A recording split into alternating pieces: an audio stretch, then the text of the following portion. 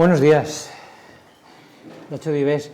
Empezamos ahora sí, formalmente ya nuestras jornadas. Voy a utilizar un par de minutos para presentaros a Enrique Javier Díez. Y mi intención es gastar un par de minutos, no para hacer una presentación así formal de su currículum y demás, que esto, pues ahora os pasaré un par de enlaces y cada cual lo puede ver, sino para explicar por qué está aquí. ¿Por qué nos interesa su aportación, su discurso, su presencia y el debate que quizá pueda sugerir en esta sala? Enrique Díez, si a alguien le interesa la cuestión ya más curricular y estas cosas, pues ahí este enlace estupendo donde, además de su condición de profesor universitario, otra cosa que creo que es muy interesante, señala esta página, es su presencia pública, sus artículos en El País, en el Diario de la Educación, en los foros, redes sociales, de manera que esta condición de pedagogo no es solo, entiendo yo, la condición de un profesor que da clases en la academia, en la universidad, sino también de alguien que hace pedagogía más allá de las aulas y que escribe, difunde y provoca a veces, ¿no? A menudo. Luego también tenéis este otro enlace ya propiamente de la Universidad de León, donde, bueno, pues ahí os explica su condición de profesor universitario, de la cual yo voy a decir alguna cosilla, porque hay profesores universitarios y profesores universitarios y profesoras de diferente condición. Me he tomado la molestia de leer su currículum, bueno, me he tomado unos minutos para leer su currículum, porque puede esclarecer, entiendo yo, o puede al menos dar pistas de su perfil, porque este señor es profesor universitario, pero ha sido educador de calle en Fuencarral, tú me corriges, porque yo solo he leído él, educador social en un centro de atención de mujeres maltratadas, no recuerdo dónde, Coslada, profesor en un colegio concertado en Simancas, orientador en un instituto, asesor técnico docente luego en el MEC, orientador en otro instituto, profesor universitario. Es decir, una persona con un recorrido que entiendo yo que este itinerario puede dar pistas de al menos cuál es su bagaje como profesor. El recorrido no es trivial, entiendo yo, ¿no? A veces tenemos una visión de los profesores universitarios allá en su torre de marfil y desconectados de la realidad educativa. Y entiendo yo que con este currículum pues hay pistas para pensar en lo contrario. Mirad, ¿por qué está aquí? Pues en esta casa, en la Asociación de Estudiantes con Gitanos, hacemos la previsión un poco del programa de jornadas de año en año, sin prisa, pero sin pausa, y solemos empezar, pues mira, ahora a finales de este mes de septiembre tenemos ya la primera coordinadora para preparar las jornadas del 24. Y allá por el septiembre del año pasado, octubre del año pasado, empezamos a pergeñar, a prever cuál podría ser el programa de estas jornadas. Y entonces hacemos nuestra lluvia de ideas y empezamos a perfilar un programa que tenga un equilibrio entre lo educativo, lo cultural, lo social.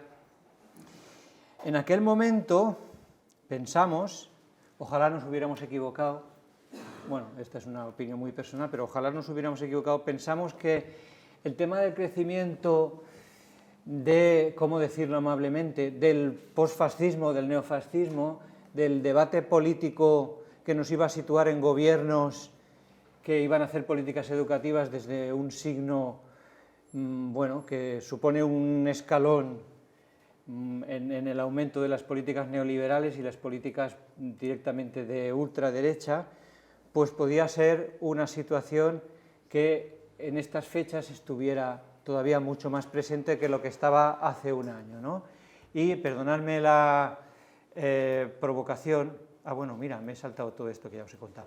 Perdonadme la provocación, pero en estos años han pasado estas cosas. Mirad estas fotos que son a estas horas de la mañana, son muy Castilla-León, Extremadura, Aragón, perdón, esta no era Extremadura, esta era Aragón. Bueno, ¿qué más da?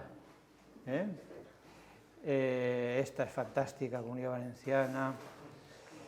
Es decir, todo hombres. Es decir, Pensábamos que el marco del debate político, por decirlo rápido, va a tener una influencia extraordinaria en las políticas educativas. Sabemos que el discurso neofascista cumple una función clave, que es ocultar las raíces de la desigualdad y de la injusticia social. Sabemos que siembra la discordia entre los perdedores, los débiles, aquellos que compiten además por los recursos. Sabemos que genera ira, que genera odio, sobre todo hacia los colectivos más vulnerables. Sabemos que es un discurso, el ultraliberal, que naturaliza las diferencias, que basa su estrategia en la diferencia social, la estratificación social, también la segregación y, por tanto, la segregación educativa. Sabemos qué significa esto en educación. Acabamos de escuchar ahora, pues qué sé yo, a cualquiera de los neofascistas, ahora el último, el más moderno, el argentino, ¿no? El Javier Milei, que dice que esto de la justicia social es una aberración.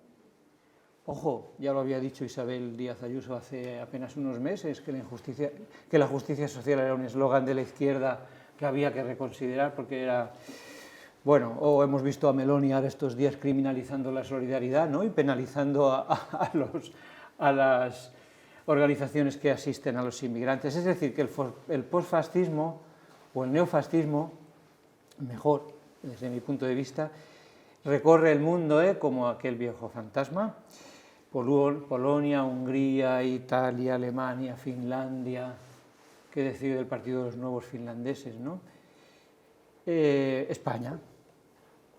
Y este posfascismo transversal, moderno, descarado, autoafirmativo, descarado, que se coge los genitales, ¿no? Como hemos visto esta semana, autoafirmativo, performativo, que crea realidades, grosero, un posfascismo que no es el que analizábamos de nuestros viejos franquistas, sino que es un posfascismo también de las gentes de bien, de las clases populares, de nuestros jóvenes, de cómo han crecido las banderitas y las pulseras en los institutos, ¿verdad? Pues es un marco político que va a crear un debate también en las políticas educativas y que a nosotros, maestros y maestras, trabajadores sociales, mediadores, que trabajamos con nuestra comunidad gitana y con todos nuestros alumnos y alumnas, nos va a preocupar especialmente. Por eso pensamos, acabo ya, que era muy importante comenzar estas jornadas con un discurso pedagógico que subraye lo político, porque en esta casa sabemos que la naturaleza política de educación no se discute, que no hay educación neutral y por tanto esto no es un problema en nuestra discusión, al contrario. Enrique Díaz pertenece al Foro de Sevilla, que es un grupo de pedagogos y pedagogas muy importante porque es la voz más autorizada en la pedagogía crítica española. Y a mí me da gusto pronunciar sus nombres porque son personas que han estado en estas jornadas nuestras y que eso también es un crédito para nuestra asociación. Aquí ha estado Pepe Jimeno Sacristán, aquí ha estado Miguel Ángel Santos, Ángel Pérez, Francesc Carbonell, Jaume Carbonell, Francesc Invernón y ahora Enrique Díaz. Todos hombres. ¿Todos hombres? ¿Todos hombres? Sí, también. La historia de la pedagogía española tiene también su sesgo. Bueno, y acabo ya para decir... Uy, no estoy pasando de las diapositivas, me he quedado con el personaje este. Acabo ya diciendo que le pedimos a Enrique que nos hablara de pedagogía inclusiva con esta vinculación también, sin evitar, al contrario, el discurso de lo político y en este marco de la educación antifascista, que ha de ser también un elemento importante en nuestro trabajo. Y entonces ahora ya me convierto en agente, acabo recomendándoos, maestros, maestras, trabajadores sociales, padres, madres, gentes, acabo recomendando que leáis este texto porque es un libro fantástico para entender pues, el viejo discurso freireriano de la naturaleza política de la educación, cercano ahora sí a nuestro debate siglo XXI con los neofascismos y bueno, la necesaria educación también en lo político. Pues esta era mi presentación. Muchas gracias por venir, Enrique. Mira, no he dicho algo importante que como es algo personal me da un poco de pudor decir, pero yo él lo conocía a través de los textos, conocía más bien a estas otras personas que cité antes, pero a él en persona no. Y nos vimos un momento en un homenaje a Pepe Jimeno hace unos meses, y entonces en 5 minutos le expliqué, mira, soy tal, pertenezco a esta asociación, pensamos, y bastaron apenas 2 minutos para decir, claro que sí, voy. Y bueno, esto también es muy indicativo, ¿no?, de cómo son, quiénes son las personas. Perdón, son las 11 menos 5 y tenemos hasta las 12. Entonces, si te parece, Enrique, tú elaboras tu discurso en el sentido que quieras, y yo te aviso cuando falten 10 minutos, un cuarto de hora, ¿os parece? Y si es posible, pues conversamos. Muchas ¿Sí? gracias. Gracias. Ahora quito esto y pongo el tuyo, que está... Dice mi cuñada, que también es profesora de universidad, ya sabéis los discursos estos de los cuñados y las cuñadas, ¿tú traes un PowerPoint o tienes algo que decir? Bueno, entonces, voy a pasar del PowerPoint, ¿vale? ¿Te cambio el sitio? Sí. No, me levanto, si no te importa. Voy a hacer como los profes, ¿vale? Ya que estamos en este contexto, voy a hacer como los profes. Lo digo porque me dijeron que te lo dijera, que iba a estar moviéndome. Entonces, que te avisara. Sí, eso. Bueno, voy a tratar de estar aquí y no moverme mucho, porque por la clase siempre me muevo mucho. He ido tomando apuntes, ya sabéis ahora dónde tomamos los apuntes, que son directamente aquí. Entonces, algunas cuestiones que quería comentar a raíz de lo que ha ido pasando. La primera cuestión es que, efectivamente, además soy trabajador social, también como algunas compañeras, aunque no he ejercido nunca como trabajador social, porque he sido sobre todo educador social. Lo que antes era educador de calle, que éramos la primera generación de educadores y educadoras de calle, y nos estábamos peleando siempre con las trabajadoras sociales.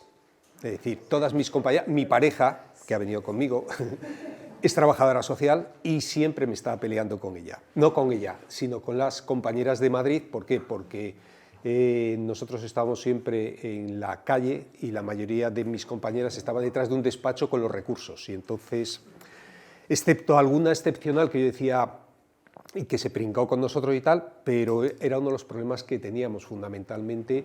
Pero lo que quiero decir con esto es que no solo me considero profe, me considero educador social, me considero muchas cosas, pero sobre todo activista. Ayer estuve en una exhumación de víctimas del franquismo en Asturias, en Pajares, que se hizo un homenaje justamente porque estuvimos desenterrando 9 personas fusiladas. Bien, pues dicho esto, claro, lo primero que me pregunté al vernos es quién debería estar aquí. Y esto pasa como en las jornadas. Yo trabajo también mucho la igualdad, suelo dar muchos talleres sobre prostitución, sobre igualdad, etc. Y siempre digo, pero si es que estamos la gente convencida, la que menos necesitaría esto. ¿Esto quién tendría que estar aquí? Pues los 100 profes de este instituto, los no sé cuántos de los centros. Y a veces lo que nos planteamos es trabajar con público cautivo. Es decir, lo que hacemos mucho, yo pertenezco a un grupo de hombres por la igualdad, y entonces nos vamos a la cárcel de Mansilla a trabajar con los presos de la cárcel. Pero con quien más tenemos que trabajar no son con los presos, son con los funcionarios. Porque en 15 minutos nos han desmontado todo lo que hemos hecho con la población presa. Nuestras compañeras feministas trabajan con las mujeres, nosotros trabajamos con los hombres. Nos pasa en general.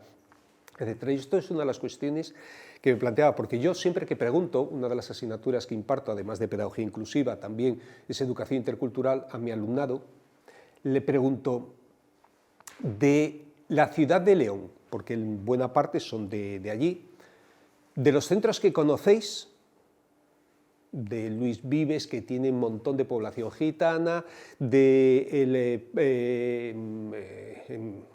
Gumersindo Azcárate, del otro. ¿Qué centro sería el que más necesitaría trabajar la educación intercultural? Y todo el mundo lo tiene muy claro. ¿Sabéis cuál es?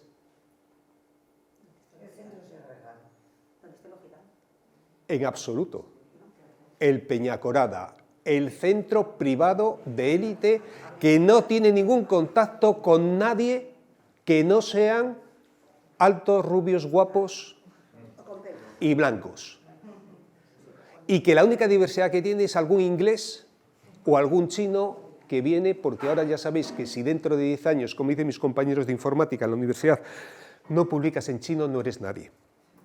Y ellos lo tienen muy claro, que el futuro es el negocio.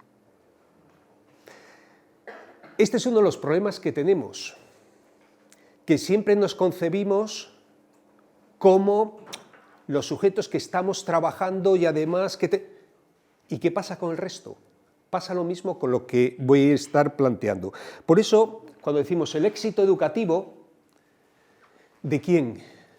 Esto es una de las preocupaciones. Yo empecé hace muchísimos años con José Eugenio en Valladolid, aprendiendo y trabajando él. Cuando él nos convocó, empezó a coordinar estos enseñantes con gitanos, y yo tenía un problema esencial. Y yo me descolgué en parte por eso, porque tenía un problema esencial. Y era uno de los temas que sigue estando por ahí latente, pero que pocas veces decimos.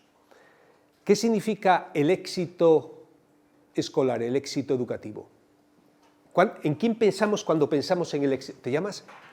Ángel. Cuando decimos, buscando el éxito educativo, ¿de quién? ¿De qué alumnado? De todos. Empezamos ya a matizar. El éxito, una jornada de enseñantes con gitanas por buscar el éxito escolar de todos y todas. ¿Cuál es nuestro imaginario? Que todos alcancen el objetivo que ellos quieren, igualdad de oportunidades. Que ellos alcancen.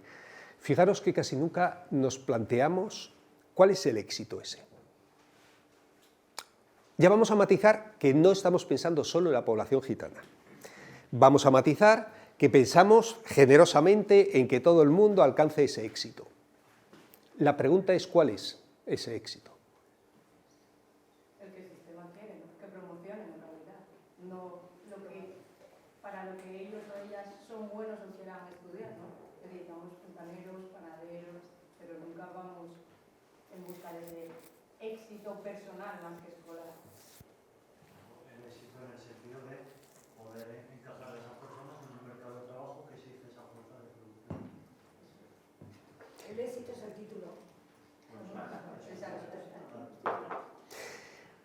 Primer día de clase en la asignatura, en la Facultad de Educación tenemos infantil, o sea, para la gente que va a ser luego profa en infantil, para la gente que va a ser en primaria y para la gente que va a ser en secundaria y en educación social. También tenemos la asignatura de educación social.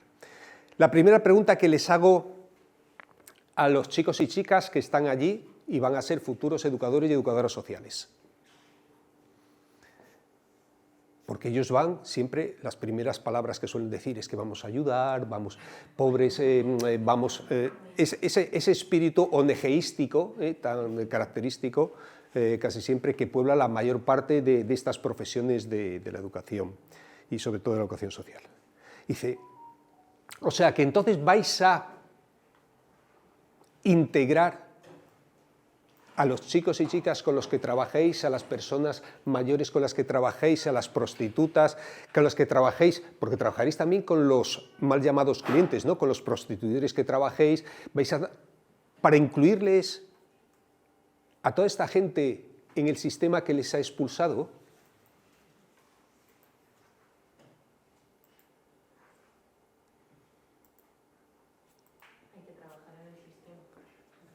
Hay que trabajar en el sistema. ¿Y cómo estás trabajando en el sistema? ¿Quién lo acaba de decir? ¿Y cómo estás trabajando en el sistema?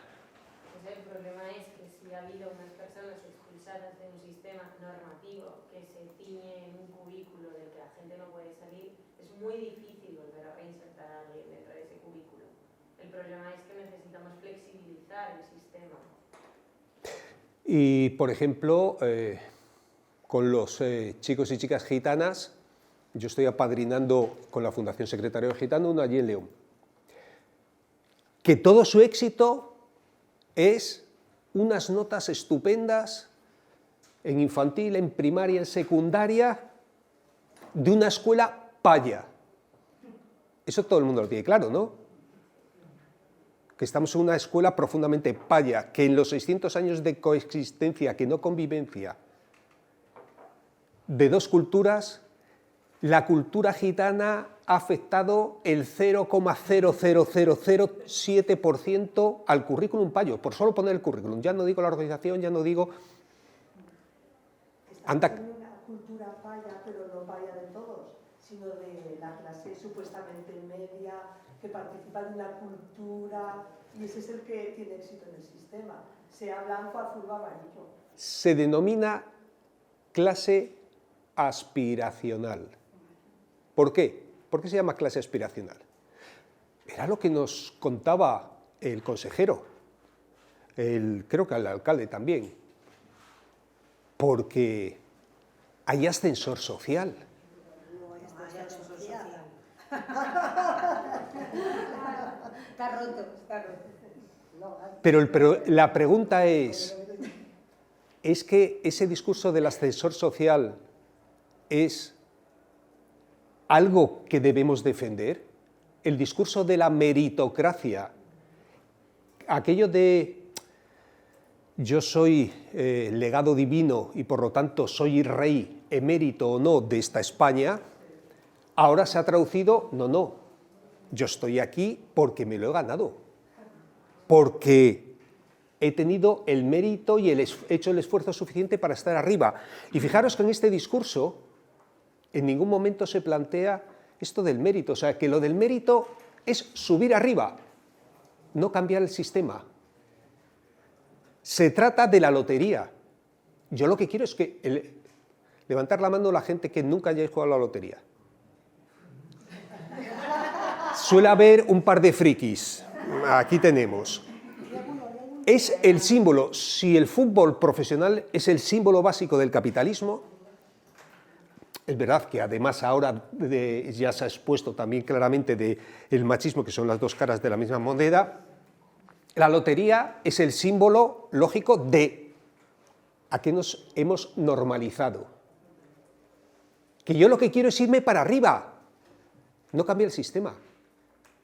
Mis padrinos, mis tíos, se fueron a Alemania, no para cambiar la dictadura franquista, sino para enriquecerse y volver. Dice, no, pero es que los emigrantes, y tenemos toda una mitología sobre ese modelo. Dice, pero que es que realmente este es lo que es deseable.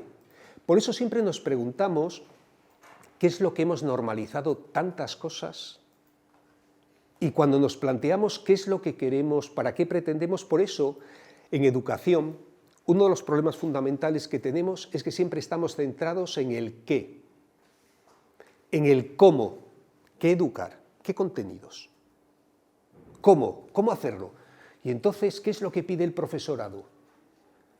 Oyes, unas clases, formación en competencias digitales, ahora que está de moda. No, pero ¿cómo controlar a los chavales? Gestión del conflicto, coaching, inteligencia emocional, gamificación, mindfulness. Sobre todo si es en inglés, ya es la caña. Porque es que nos colonizan hasta eso. El idioma del imperio hasta lo acabamos asumiendo como la última modernidad. Ya nos citaba la innovación. La innovación educativa es todo lo que se vende ahora. Todo este discurso de la innovación. Y mientras tanto nos tenemos que preguntar, ¿qué hemos hecho en los últimos 20 años, 40 años,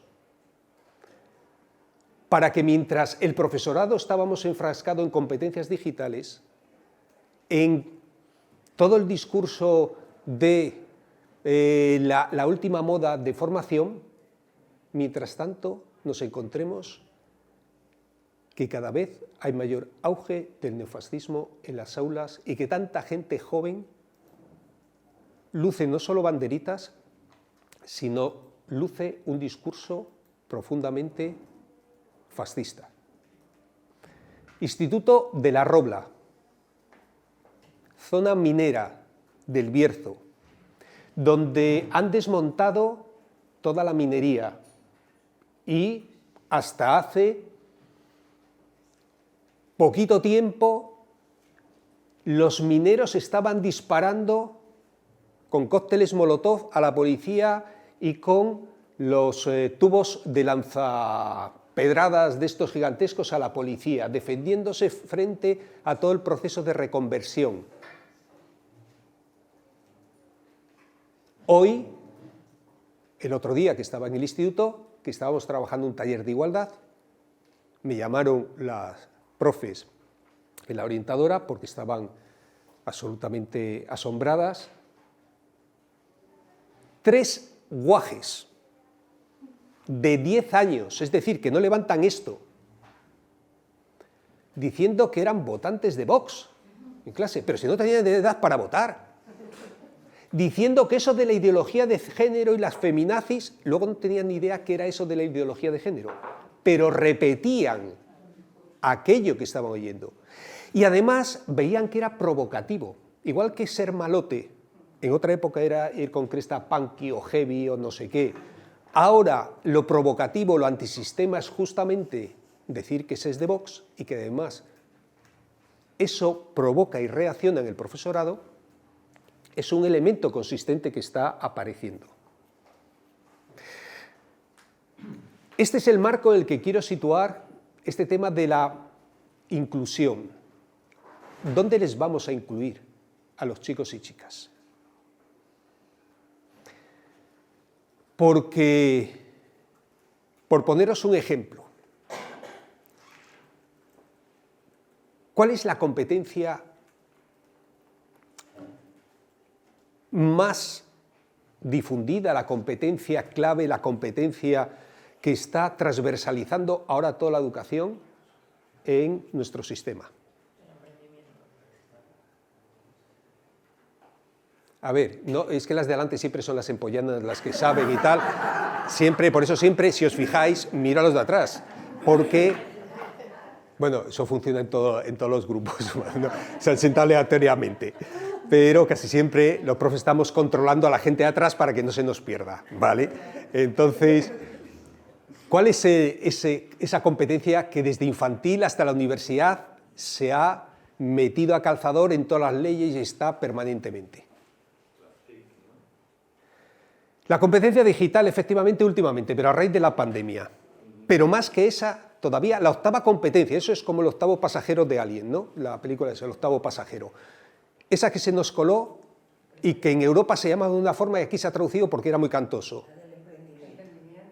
Es ser empresario. El término en inglés original de la Unión Europea es aprender a ser empresario. Aquí, como era muy cantoso, se tradujo como emprendimiento. Y nos encontramos con las maestras y maestros de educación infantil diciendo, es que estamos como locas. Ya no solo tenemos que trabajar, imaginaros, hacemos muñecos de plastilina para trabajar la coordinación oculomanual, la destreza psicomotriz, las habilidades finas y tal. No, es que después de hacerlos, tenemos que hacer un proyecto de emprendimiento. ¿Qué es? Venderlos. ¿Y a quién se los venden? A la familia, hasta que agotan la familia y empiezan como Avon llama a tu casa. Al vecino, la vecina y eso. Eso sí, por una buena causa. ¿Qué están aprendiendo los chicos y las chicas de infantil? Las reglas del capitalismo. Que las relaciones humanas se basan en los intercambios, que las reglas humanas se basan en la explotación del otro, en sacar dinero, en tener beneficio. Están aprendiendo las reglas y esto no es indiferente. ¿En qué lo vamos a integrar? ¿En qué les estamos integrando? El éxito, no tendríamos que plantearnos si el éxito tiene que ser del sistema educativo. Pero ¿quién reforma, quién ayuda? ¿Quién hace que se esfuerce el sistema educativo? Porque siempre que hablamos de esfuerzo, ¿de quién hablamos? ¿De quién pensamos? Del alumnado. Y el profesorado, y la administración, y los recursos. ¿Pero qué esfuerzo están haciendo? Este es uno de los problemas. Pero ya habéis dicho que tenéis una cosa clara, pero la voy a reafirmar. Por favor, levantad la mano, es la forma rápida, porque si pregunto a cada uno se nos va el tiempo. La gente que estéis de acuerdo con esta frase.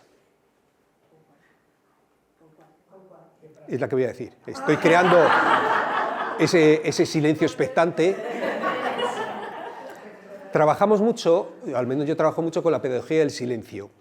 Y en una clase es muy costoso lo de mantener un cierto silencio. Y cuando tú generas además el silencio que va creciendo, y alguna gente, os aseguro, porque luego me lo han dicho, estamos tan acostumbrados a no trabajar una educación lenta, a esa hiperactividad y sobre todo con las redes, que cuando lo hacemos y vamos despacio, y además yo creo tiempos lentos, que pregunto a una persona y dejo que piense y no pasa nada, me dice, oye, de verdad, me empezaba a gotear, una gota de sudor a caer, desde la nuca, por la espalda, hasta donde pierde la espalda, honesto nombre, y no sabía ya qué hacer, porque me estaba poniendo, porque no estamos nada acostumbrados, el logorreísmo que a veces hacemos eso. Por eso decía, estaba haciendo un silencio expectante. Pregunta, si estáis de acuerdo, levantáis la mano, ¿vale?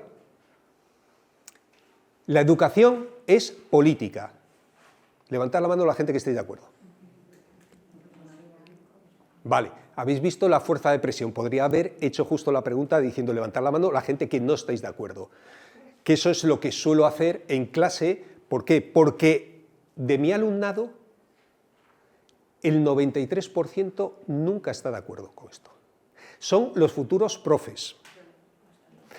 Los futuros profes lo primero que dicen es que estás politizando la asignatura. Y cuando leen a Freire, dicen que no que sea un comunista rojo, sino es ya, pensad las generaciones que están llegando. ¿En qué hemos ido educando durante este tiempo? ¿Cómo es posible que durante tanto tiempo estemos enfrascados en determinadas formaciones y las formaciones esenciales, lo que deberíamos trabajar, a paso ajeno? Es decir, nos estamos convirtiendo en técnicos que transmiten lo que desde la administración nos establecen y estamos enfrascados en hacer situaciones de aprendizaje, en hacer evaluaciones, notas, exámenes. ¿Se puede aprender sin exámenes?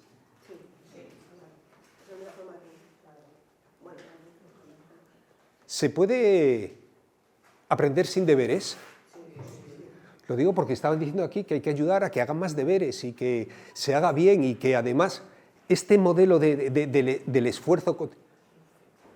La pregunta es, si nosotros la tenemos tan clara, a lo mejor lo que tendremos que hacer es dedicarnos a hacer lo que yo estoy haciendo, hacerlo vosotros donde estáis. El mayor problema, les digo siempre a mi alumnado, que vais a tener no es con el alumnado, son con vuestros compañeros y compañeras. Son con las familias con las que vais a trabajar. Porque todos y todas intentamos educarnos siempre, permanentemente, en aquello que creemos y decir, no, que es que esto tiene que ser así. En el Instituto Padre Isla, donde estaba de orientador, 1.500 alumnos y alumnas, 150 profes, la evaluación era cantar notas. Cuando yo había sido alumno del instituto, y de hecho mi primera carrera la hice por el profesor de filosofía, que era un profesor que se dedicaba a pasear peripatéticamente por esto, haciéndose preguntas que nos las hacían nosotros, y entonces llegaba Sócrates y nos convencía. Pero llegaba Aristóteles, que decía justamente lo contrario, y decía, onda, pero este tiene razón. Y luego, y era cada vez así. Yo hice filosofía. Cuando volví como profe, él era el director y fue muy simpático el establecer relación ya no como alumno, sino como profe con los otros que habían sido profes. Y lo primero, como además era orientador, eran de los primeros orientadores que se estaban haciendo, yo lo tuve muy fácil porque el anterior era un psicólogo que había querido quitarse de trabajar y se había pasado a la orientación y lo había hecho fatal, entonces yo llegué y me recibieron con los brazos abiertos. Y baste que conocía a la gente, tuve muchas posibilidades. ¿Por qué? Porque un buen orientador, una buena orientadora, tiene que estar empotrado el sentido ese militar, con el equipo directivo, es decir, porque el equipo directivo ha sido elegido democráticamente y entonces, bueno, si trabajan conjuntamente funcionan muy bien. Y en ese sentido funcionaron muy bien. Y conseguimos, no en 2 años, en 1 año cambiar eso de cantar las notas y convertir las sesiones de evaluación en sesiones de trabajo en equipo. ¿Por qué? Por algo tan sencillo como, ¿para qué sirve cantar las notas? ¿Qué es eso de devolver a los chavales los exámenes en rojo? Yo acabé teniendo aversión al rojo justamente porque lo único que me llegaba en los exámenes era cuestiones en rojo. Digo, vale, ¿y esto para qué me sirve a mí? Aparte para decirme que está mal. Claro, no podemos trabajar de otra forma si tenemos el número de alumnado que tenemos. Por eso digo que el éxito de la administración, ¿qué es? Empezar a plantearse que sí. Dime dónde pones el dinero y te diré dónde pones el corazón. Justamente, si yo quiero trabajar una educación inclusiva, ¿cuál es la primera medida que tengo que hacer? Como administración básica. Reducir el número de alumnado. Yo, con 30 personas, si yo hago un examen, lo único que le puedo es dar en rojo y decir no. Pero ¿eso qué hace? Situar únicamente el no, lo negativo, que además te dice que no. Y bueno, ¿y qué alternativa? Si yo tengo un grupo pequeño con el que puedo trabajar, ¿qué alternativas? ¿Por qué te has equivocado en esto? ¿Qué otras formas? ¿Cuál fue tu proceso para hacer esto? Que además lo podemos hacer en grupo. Hay miles de formas. Y claro, en ese sentido no necesitas exámenes. Solo necesitas exámenes cuando tienes grupos tan grandes, cuando además lo tienes que hacer de forma industrial. Y eso fue lo que cambiamos. ¿Pero qué significó? Empezar a hacer algo tan sencillo como lo que yo había hecho cuando estaba en el primer centro. Yo era educador de calle. Y entonces conseguimos, porque este era un centro de integración muy especial, pues que entraran algunos de los chavales más conflictivos en, otra vez, la vía normalizada de escuela. Sabéis que trabajamos, los educadores de calle en general, trabajamos con los chavales que les había echado del instituto por un nivel altísimo de conflicto, que habían ido a los programas de garantía social, les habían vuelto a echar por lo mismo, a los programas del ayuntamiento, y acababan en la calle. Bueno, entonces que entraran algunos era bastante complicado, etcétera, porque pues tenían muy poca resistencia a la frustración, además era gente que siempre... Y con estos chavales tú lo único que puedes trabajar, yo siempre les digo a mi alumnado, si quieres aprender realmente lo que es educación, tienes que trabajar o en infantil o en educación de calle. ¿Por qué? ¿Por qué en infantil y educación de calle son los dos? ¿La educación infantil?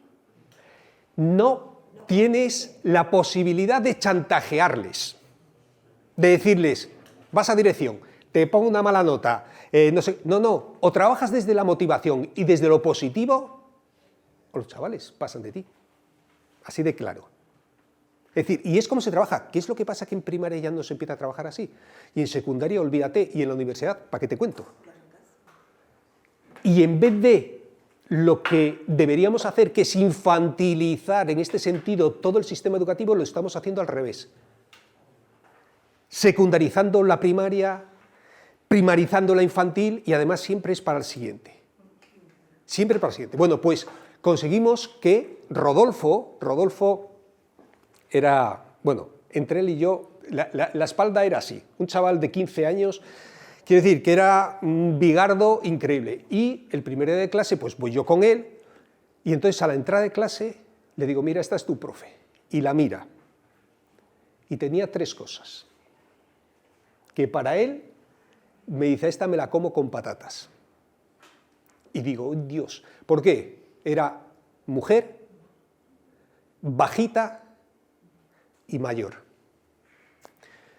Entran en clase, yo les dejo eso y al recreo yo estaba pendiente, yo estaba en mis clases y al recreo salgo corriendo a ver eso y según sale de clase, sale primero normal, cosa que me asombra, y ya me acerco y digo, ¿qué tal? Y me dice algo que me dejó helado. Me dice, pues si María Ángeles tiene razón, y tiene razón, pues hay que dársela. Yo me quedé, ¿y qué hicimos? Yo lo hablo con Rafa, el de Historia, lo hablo con Federico, el de Plástica, lo antes se llamaba Dibujo, pero bueno, Arte Plástica y tal, y ya le decimos a María Ángeles, oye, ¿te importa que entremos en tu clase? Que entremos en tu clase para aprender a ver qué haces. Y María Ángeles encantada, dijo, sí, sí, por supuesto. Y tal. Imaginaros con chavales de 14, 15 años que entramos 3 profes, hay 3, eso, ¡oh! Pero nos sentamos atrás, al cabo de 7 minutos se habían olvidado de nosotros. Se habían olvidado completamente de nosotros. Y yo de esa sesión todavía recuerdo decirle, pegarle codazos a Rafa y decirle, pero ¿y esto por qué no lo hacemos nosotros? Oye, si esto es normal, no deja pasar ningún conflicto sin abordarlo. Estaba explicando, además la Celestina, nunca ha disfrutado tanto como la Celestina, es decir, la tía controlaba un montón, pero trabajaba con ellos, nunca dejaba que ninguno se le fuera, les implicaban, y decíamos, ¿y esto por qué no lo hacemos nosotros? De ahí empezamos a entrar en clase unos de otros. Y cuando yo llegué al instituto de el Padre Isla, con más de 150 profes, lo que planteamos es, ¿por qué no vamos a trabajar la codocencia? ¿Por qué no vamos a trabajar en conjunto? ¿Por qué no vamos a utilizar los horarios? Y empezamos a trabajar. Es verdad que fue también cuando conocí y empezamos a trabajar cuando estaba al inicio Ramón Flecha con las comunidades de aprendizaje y esa línea, y que era algo compartido por mucha gente, Rosa Sensa, pero no solo eso, sino decir, nuestras sesiones de evaluación, de hecho hicimos un vídeo para grabarlo y luego poder enseñar a otra gente, porque era una de las cuestiones, yo pasé de ser educador de calle a la universidad porque siempre nos decían, es que siempre estáis trabajando, pero nunca enseñáis a otra gente. Y por eso yo volví luego a la universidad, por eso hice la tesis doctoral, etc. Pues lo mismo, cada cosa que hacíamos tratábamos de mostrarla, y en esa época era la época de los vídeos. ¿Y qué hicimos? ¿Cómo sería una sesión de evaluación? Y era bien sencillo, decía, primero es como, yo siempre digo, un profe o una profe en el aula no tiene que hacer nada. Es decir, no tiene que trabajar. Tiene que trabajar muchísimo antes y muchísimo después. Pero durante la sesión, quienes tienen que trabajar, quienes tienen que experimentar, quienes tienen que realizar, serían los chavales, fundamentalmente. Pues las sesiones de evaluación lo mismo. Mucho antes, que es la preparación, y entonces, ¿qué es lo que hacía? El tutor tenía que prepararlo con el alumnado, la sesión de evaluación. Y era el alumnado luego el que iba, sus representantes, y eso se permitía, y eso se permite, y eso se permite. Lo que pasa es que se hizo inicialmente y luego se dejó de hacer. E iban a la sesión de evaluación. Y el tutor a su vez lo preparaba también con el profesorado. ¿Y qué era lo que hacíamos? Rápidamente llegábamos, y primera parte de la sesión de evaluación, por poneros ejemplos concretos, 5 minutos. ¿Está la sábana ahí de las notas? ¿Hay algún error? Vale, siguiente, ya está, punto. Que alguien lo corrija o diga. A partir de ahí, siempre además, venía alguien del equipo directivo. Por eso decíamos que estaba empotrado. Porque significa un apoyo fundamental y una autoridad fundamental para el resto del profesorado que lo han elegido. Entraba conmigo como orientador y entonces decíamos, a ver, que entren los chicos. Y los chicos entraban y entonces empezaban diciendo, ¿qué cosas bien hace el profesorado? Que nos gusta y no sé qué. Hay que ser recompensantes. Como digo a mi alumnado, si eso es de habilidad social de primer curso, recompensar a otro no nos cuesta, porque yo le pregunto a Ángel, dime 3 cosas positivas de tu padre. No hace falta que las digas, pero los chavales empiezan a decir que es majo, y a veces se quedan ahí. Pero sin embargo dices, oye, dime 3 críticas de tu padre, me cago en la mara. Aquello, ¿por qué? Porque estamos tan acostumbrados siempre a la crítica, a lo negativo. Por eso decíamos los chavales, primero lo positivo, hay que ser recompensante. Y a continuación, ¿qué cosas se pueden mejorar? Que tú le puedes llamar críticas, negativas, pero ¿qué cosas es eso? Y lo último es, ¿qué cosas nosotros también nos comprometemos a cambiar y mejorar? Es decir, porque había todo un proceso de trabajo. Y a partir de ahí llegaba el tutor y decía, bueno, y yo he estado con el profesorado, y lo que dice es que los problemas fundamentales son este y este. Porque no se trataba de que cada profe eso, no, es que hemos hecho una evaluación, hemos pasado una encuesta, hemos tal, de este grupo. Y a partir de ahí, ¿qué hacemos? Hay, amigo, cuando ya no se despelleja el alumnado, es decir, ya no nos dedicamos a, es que fulanito, fíjate, claro, es que está saliendo con no sé quién, no, porque es que ya su hermano no sé qué, no, cuando ya no nos dedicamos a, porque tú le vas a poner más, pues yo, no, sino, hay estos problemas, los chavales han situado, parece que también el profesorado tenemos de acuerdo, por lo tanto los problemas fundamentales son estos 5, ¿qué es lo que hacemos? ¿Y qué se producía? Un silencio pasmoso. Un silencio pasmoso. Y ahí sí que aprendimos a trabajar lo de la pedagogía del silencio, porque ¿qué hacía el profesorado? Me miraban a mí. El orientador, ¿sabéis cómo nos llamaban antes, no? Los pakistaníes. ¿Pakistáis? A ver, este chaval que está mal, que no funciona, yo te lo mando, me lo arreglas y una vez que ya sea normal, me lo devuelves a clase. A mí me dijeron al principio eso un montón de veces, ¿eh? No es... Entonces dice, ¿Pakistáis? Vosotros, a ver. Y nosotros con cara de póker mirando a la gente fijamente. Claro que llevábamos un montón de propuestas, por supuesto. Bueno, no un montón, llevábamos en concreto 3, porque a partir de 3 el ser humano tiene una memoria de pez y al cabo de 3 se lo ha olvidado. Es como con los chavales, infantil. Eso que hacemos de los acuerdos de clase, de los contratos y tal, los ponemos allí, son 5, porque a partir de eso los chavales todavía tienen más memoria y más capacidad y eso, pero nosotros que ya tenemos una cierta edad adulta ya estamos más fastidiados. 3 llevábamos al menos. Y no decíamos ni pío. Oyes, pero el momento que alguien decía cualquier propuesta, todo el mundo, pues sí, pues claro, no, porque se agarra el clavo ardiendo. Y lo que salíamos era no solo con acuerdos de qué íbamos a hacer, sino acuerdos conjuntos y revisables. Y claro que les proponías reunirse a los 15 días en el recreo, cosa sagrada para el profesorado, justamente, y venía todo el mundo para ver si había funcionado o no, si se podía mejorar. ¿Por qué? Porque era una propuesta conjunta. Fijaros que todo lo que estoy contando es de lo que hacemos nosotros y nosotras.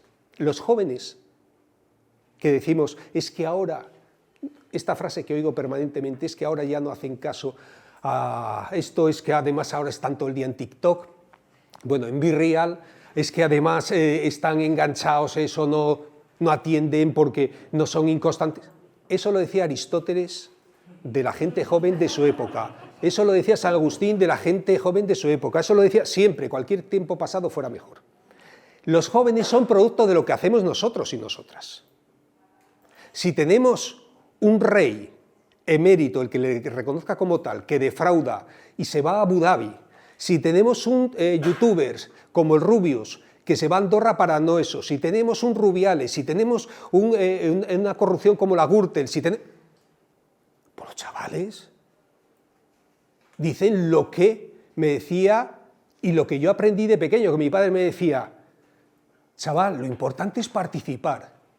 Y yo le miraba la cara y le decía, sí, de palabra decís un montón de cosas, pero sois como los curas, que dice, haz lo que yo digo, pero no hagas lo que yo hago, porque lo que me estaba diciendo mi padre, que lo importante es ganar, porque lo que quería era que llegara y tuviera la mejor nota de clase, que ganara el partido, porque este es el modelo que estamos transmitiendo. ¿De qué nos quejamos de que los jóvenes? Entonces, ¿para qué sistema les queremos incluir? Este es uno de los problemas esenciales y este problema está calando y normalizando barbaries. En la escuela, ¿qué es lo que tenemos? Y finalizo. En la escuela nos estamos encontrando ahora mismo que fruto de estos 20 años de dedicarnos a reproducir el sistema, porque daros cuenta, la escuela tiene 2 líneas fundamentales, de reproducción del sistema, porque es parte, es decir, transmitir lo mejor que hemos conseguido como especie a la gente más joven para que desde ahí avancen, pero tiene esa otra parte de reproducción del modelo, y eso es increíblemente exitoso, porque es que ni siquiera nos lo planteamos. Es que nos normalizan. Esto de que el esfuerzo, esto de que tú, cuánta gente joven dice, yo estoy aquí porque me lo he ganado, sin tener en cuenta para nada las condiciones sociales, la clase, las circunstancias. Y este modelo permanentemente dice, claro, la escuela, desde que se planteó como forma de liberación, de transformación, ¿en qué medida está funcionando eso? Porque hoy lo que tenemos, además desde línea política, es el refuerzo de ¿qué? De los toros. Es decir, cuando la población española está más en contra del maltrato animal, oye, es cuando están imponiendo ahora escuelas taurinas, formación profesional de tauromaquia. Uno de los criterios de evaluación es la pureza en la suerte de matar. Ahí le vale. Están surgiendo cada vez más campos de entrenamiento de niños soldados, por supuesto.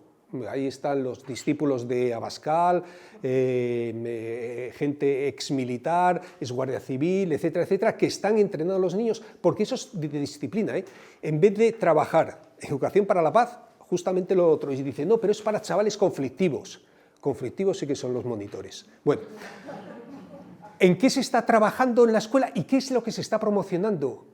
Eliminar todo lo que supone el de avance de feminismo, porque el feminismo, si algo tuvo de claro, es que no es un problema entre hombres y mujeres, es un problema entre patriarcado, que al 99% de los hombres nos viene de perlas, al 99,9%.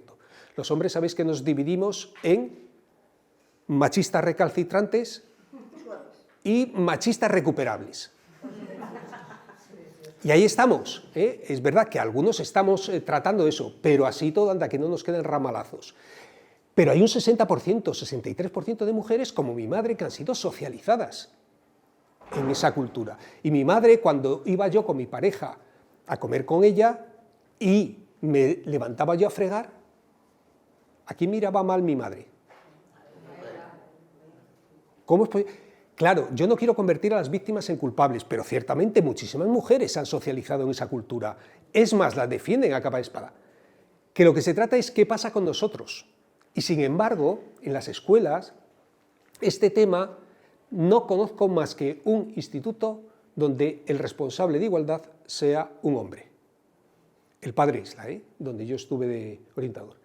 Y que ese hombre lo que dijo cuando estaba hablando con él, digo, hombre, qué bien y tal, bueno, me ha caído este marrón.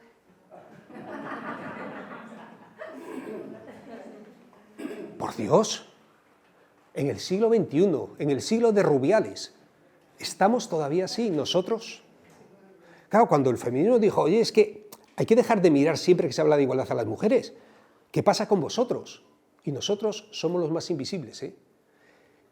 1 de cada 3 hombres, y aquí hay 22, es consumidor habitual de prostitución. Y eso es para hacérnoslo mirar. Y eso ni siquiera los puteros son, ni se reconocen como tales. Es más, es que se habla de eso tranquilamente, el bolquete de putas que decía y que ha salido tanto en los medios de comunicación. ¿Qué es lo que está pasando? ¿Cómo la gente joven, qué éxito les estamos proponiendo?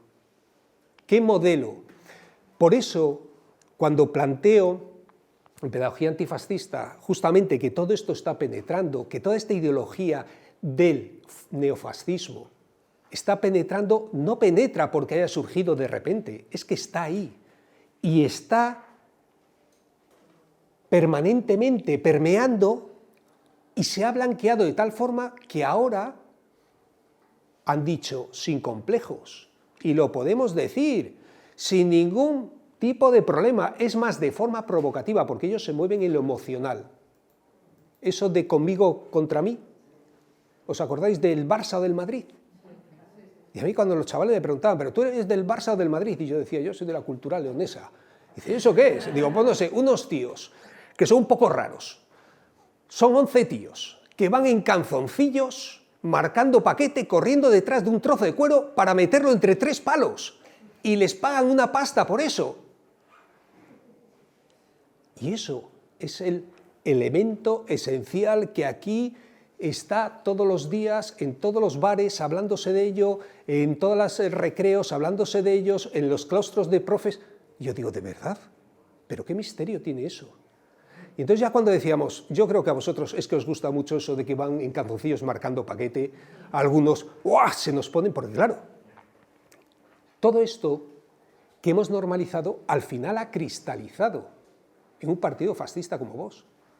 Es decir, no ha surgido de la nada, estaba.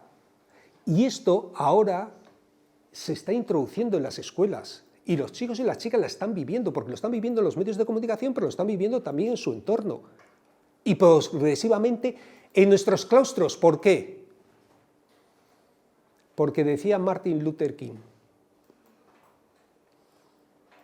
esta generación se arrepentirá no tanto de las malas cosas de los malos hombres, de las malas personas, sino de tanta gente buena que miraba para otra parte. Porque nuestro silencio nos hace cómplices. Porque no se puede ser demócrata sin ser antifascista. Y España somos una anomalía, en esto como en tantas cosas. Somos una anomalía porque si el resto de las democracias europeas se constituyeron desde el antifascismo, tras la Segunda Guerra Mundial, tras el genocidio nazi, España, su democracia se constituyó desde el silencio, desde el olvido, desde esa transición de pasar hacia adelante, porque el ruido de sables, porque, fíjate, igual nos pueden dar un golpe de Estado. Han pasado 50 años y sigue siendo una cuestión únicamente de asociaciones memorialistas, de familias, de la generación de los nietos y las nietas, y todavía sigue habiendo calles. Ayer en Pajares, en la exhumación, en la iglesia había una placa destinada a un fascista, José Antonio. Imaginaros que en Alemania hubiera calles con el nombre de Hitler, que yo salgo de León y todavía está la calle Carrero Blanco, que hubiera la calle de Himmler, de Goebbels. Pero ¿dónde es concebible eso? Y sin embargo, aquí sí, y de aquellos polvos vienen estos lodos. Es decir, no han surgido de la nada, no es de repente que haya florecido, es que están en nuestras instituciones. Pasaron de ser fascistas a demócratas, judicatura, policía, guardia civil, y lo digo porque yo soy hijo de militar, y toda mi familia es guardia civil, policía nacional, y Vox les queda muy a la ultraizquierda, a toda mi familia. Por lo tanto, hablo con conocimiento de causa. Claro, en todas las instituciones. Anda que no me han echado a mí de grupos de WhatsApp familiares. No, perdón, que me he ido yo. Pero eso, como la familia siempre me vuelven otra vez y es pesadísimo, porque vuelven una y otra vez con la misma historia. Aunque ya se moderan sabiendo que estoy yo. Bueno, por eso digo, además de ser profe, además de ser de la Asociación Foro por la Memoria, además de ser educador de calle, además de eso, soy activista. ¿Qué significa ser activista? Eso que dijo el poeta, que debemos comprometernos hasta mancharnos. El silencio, ese término, esa frase que dije, proviene de mi grupo de Hombres por la Igualdad, que es así el lema que tiene, el silencio nos hace cómplices. Justamente como profes no podemos quedarnos callados en nuestro claustro, no podemos quedarnos callados con nuestro alumnado, no podemos quedarnos callados en las actividades que hacemos. O hacemos un trabajo militante, social y políticamente implicado, o estamos siendo cómplices de la barbarie. Así de claro lo digo. No podemos permanecer neutrales. Insisto, tenemos que educar en la diversidad, tenemos que educar en la convivencia, tenemos que educar en los derechos humanos, tenemos que educar en la pedagogía de la desobediencia, tenemos que educar en la pedagogía del silencio y en la pedagogía del caracol, claro que sí, pero todo desde una perspectiva antifascista. Tenemos que ser demócratas y solo se puede ser si somos antifascistas. Muchas gracias. ¿Qué hora es?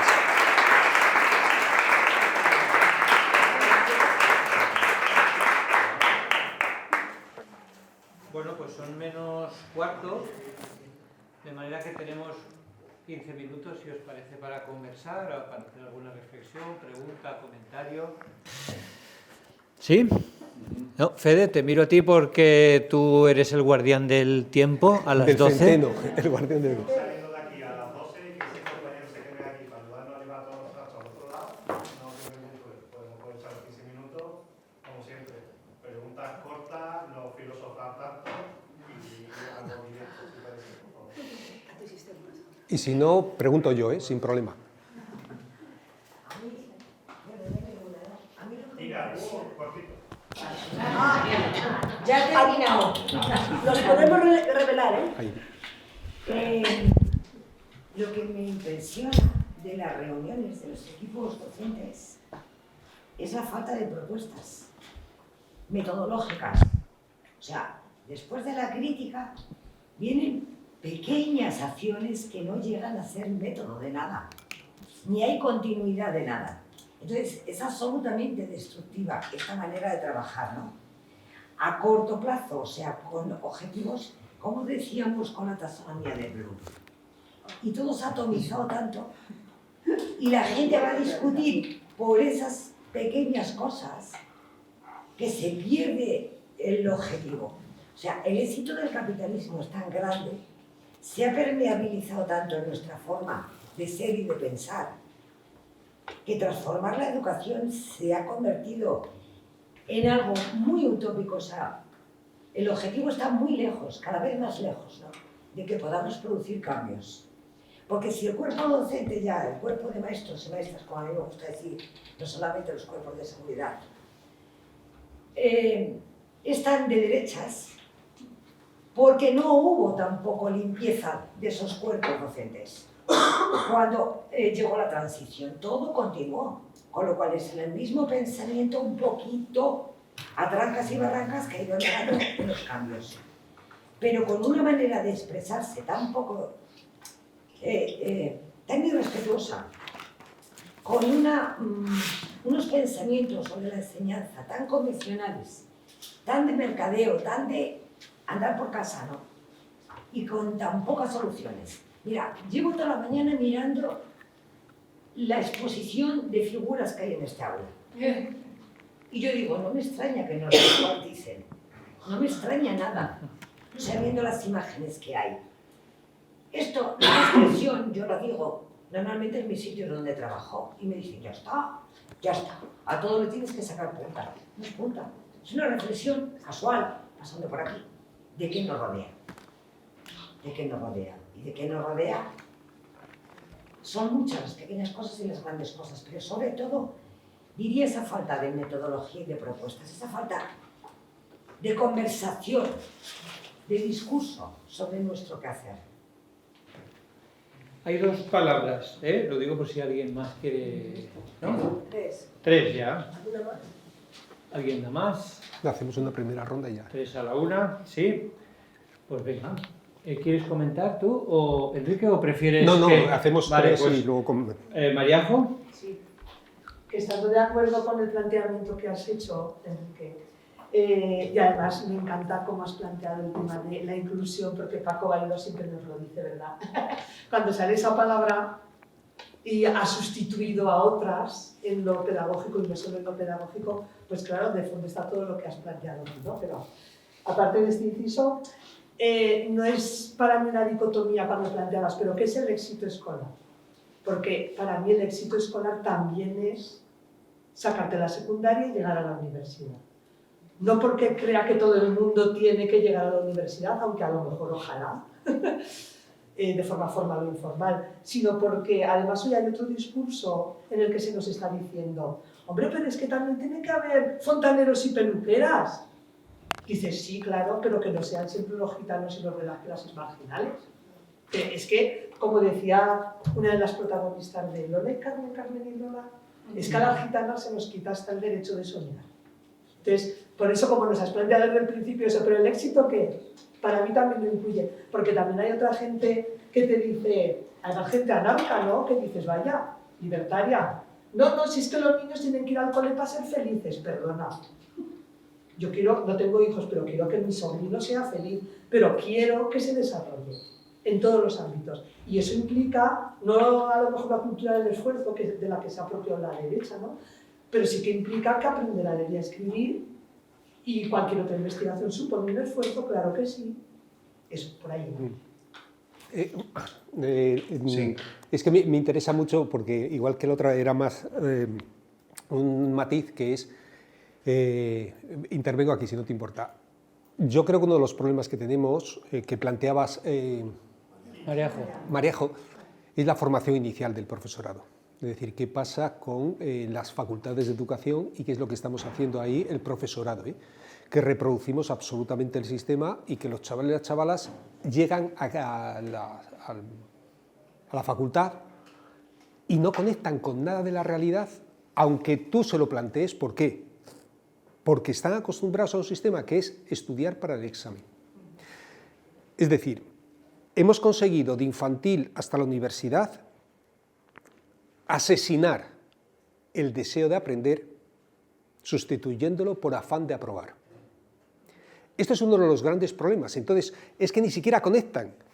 Si además nosotros nos dedicamos a reproducir lo mismo y en las facultades de formación del futuro profesorado solo nos dedicamos únicamente a la parte técnica, es decir, pensar que los grandes arquitectos alemanes, los mejores arquitectos alemanes fueron los que diseñaron los campos de Auschwitz, que los mejores médicos fueron los que consiguieron la aplicación Cirón ZB para exterminar a judíos, gitanos, comunistas, etc.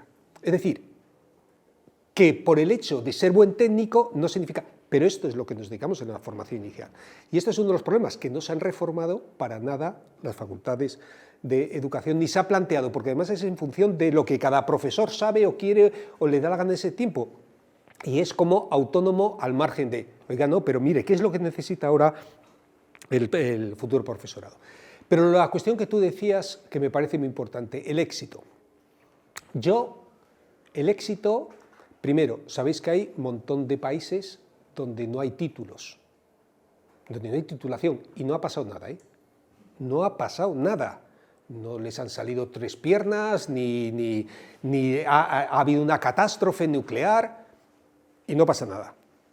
Por eso yo siempre les digo a la gente que viaje, que es muy bueno, que eso, yo la primera vez que llegué a Suecia como responsable de administración educativa, y entramos en una clase y de repente abro la puerta de chavales de 12 años y chavalas de 12 años, y me encuentro con que había 12 alumnos y alumnas, dije, pero esto es una clase especial, o dijeron, no, es que aquí el máximo son 12.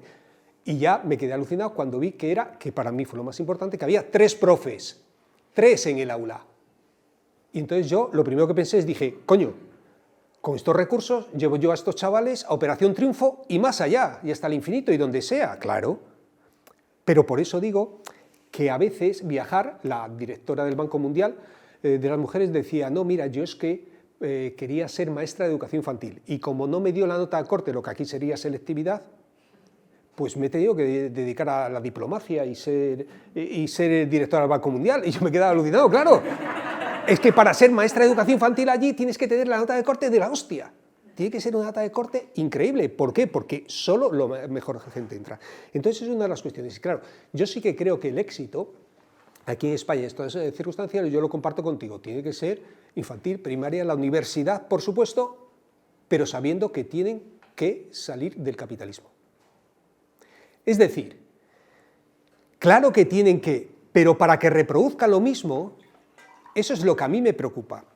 El éxito es el éxito compartido, porque además yo veo en la universidad que lo que se ha generado es un nivel de competitividad extremo, que para que yo tener éxito, si le puedo poner la zancadilla al de al lado, pero bueno, eso pasa en las empresas, LinkedIn, las redes sociales, el modelo, claro, yo les pregunto, El otro día estaba discutiendo con un profesor de Argentina, adorador del dios Messi, porque allí incluso un futbolista puede ser dios. Decía, pero ¿tú no te das cuenta que el fútbol es el ejemplo básico de que para jugar, divertirte, tiene que haber un montón de perdedores? ¿Qué pasa con la gente que pierde? ¿Qué pasa con los grupos que pierden? Son incapaces de concebir este modelo. Es decir, pero siempre tiene que haber perdedores. Claro, el éxito compartido, colectivo, que todo el mundo llegue, es ¿qué pasa? Por eso lo del esfuerzo a mí me causa tanto problema, porque yo lo que quiero es que llegue todo el mundo. Y dice, ¿y es que entonces se va a inundar la universidad? Digo, pues sí. Mira, en la única discusión, yo he sido 10 años responsable de educación a nivel federal de Izquierda Unida. Y la única discusión que he tenido con un diputado fue con Gaspar Llamazares, porque él veté una iniciativa suya que era reducir facultades de medicina. Porque decía, es que hay muchísimas, luego se ha visto que al final faltan eso, pero en ese momento que había muchas, que no sé qué, y dije, pues mira, me da igual, sacamos médicos y médicas por un tubo y les mandamos, como hace Cuba, a que ayuden en diversas partes del mundo a lo largo de todo eso, porque son necesarias la gente y bien formada, y además la experiencia universitaria te da una formación que no tiene nada que ver solo con lo técnico, sino es con el contexto, con las relaciones, con las expectativas, con leer cosas diferentes, con viajar con los eran, es decir, te da cosas que no te da simplemente a otras edades también, y por la propia maduración. Entonces, claro que quiero, pero que ese éxito sea compartido, es decir, colectivo, comunitario, estructural, y que además eso signifique que sean conscientes de que no es para reproducir el modelo, que es lo que a mí me preocupa, porque éxitos ir subiendo para seguir siendo parte de ese sistema que mantiene la pobreza a una tercera parte de la población, que sigue diciendo, como yo les pregunto a mis alumnas, gente de 20 años que ha llegado a la universidad, y les digo, ¿quién crea la riqueza en este país? ¿Y qué han aprendido? ¿Qué es lo que me dicen? Porque eso alguien se lo ha enseñado. ¿Qué es lo que dice mi alumnado? Los empresarios. Hay que ponerles una alfombra roja, porque gracias a ellos me permiten trabajar, puedo trabajar. O sea, no es que te explotan, no, es que te dan trabajo. Son una ONG que te da, se dedica a darte trabajo y pobrecillos, quedan ellos desamparados porque están pensando en ti. Y esto, cuando les digo estas cosas, se me quedan como la vaca mira al tren y dicen, anda, Quique, qué radical eres. Es decir, estos mecanismos de defensa, esto es lo que a mí me preocupa. Claro que comparto, pero yo digo, los chavales, es que tenemos que romper esa ideología del esfuerzo.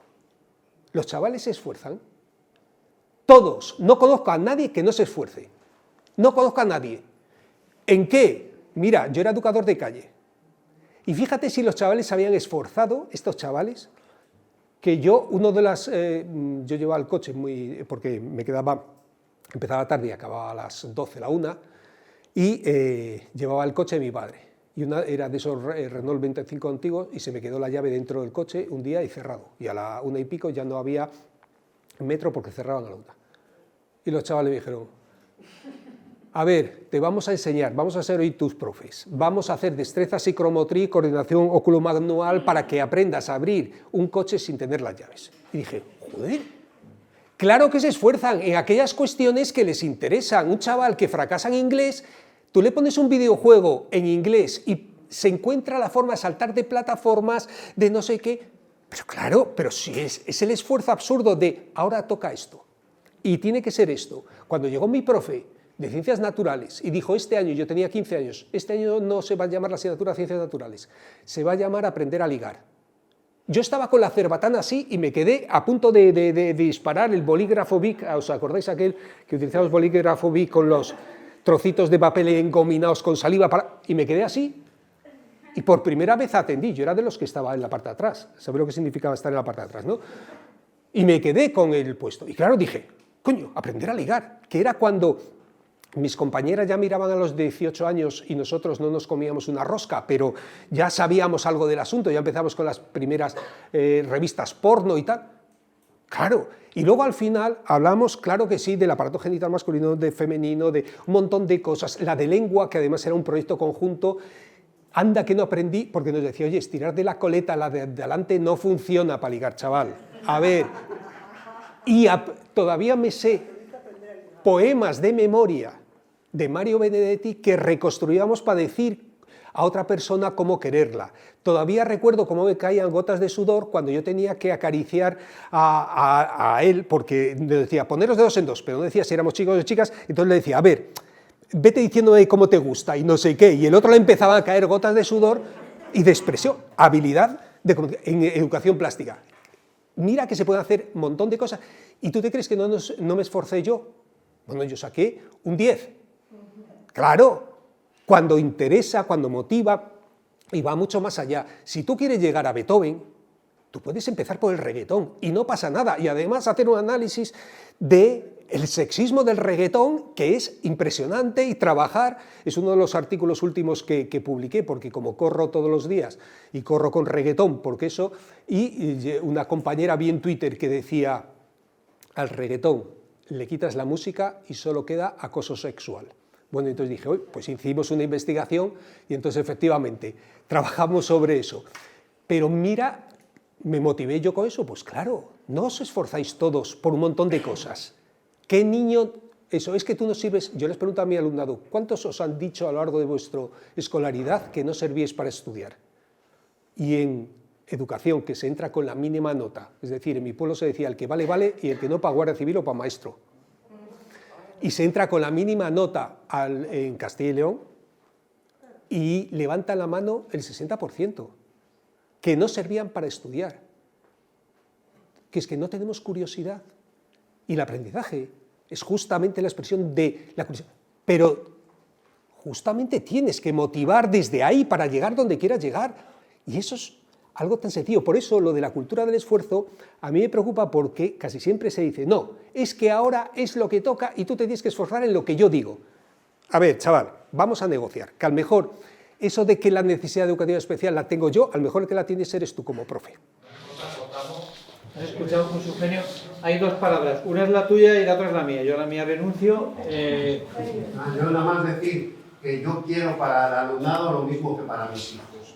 Entonces, sensibilidad, sentido crítico, gusto por aprender, pero en la sociedad que estamos también quiero que aprueben, desarrollen sus capacidades y se vinculen con los compañeros y compañeras y con el saber.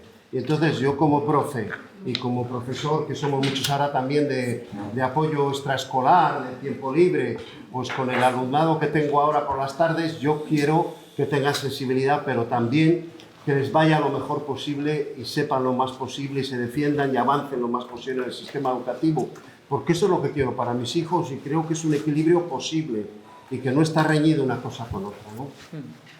Muy bien. Muy bien, entonces nos convocamos, Federico, a las 12:30 aquí mismo. No. Ah.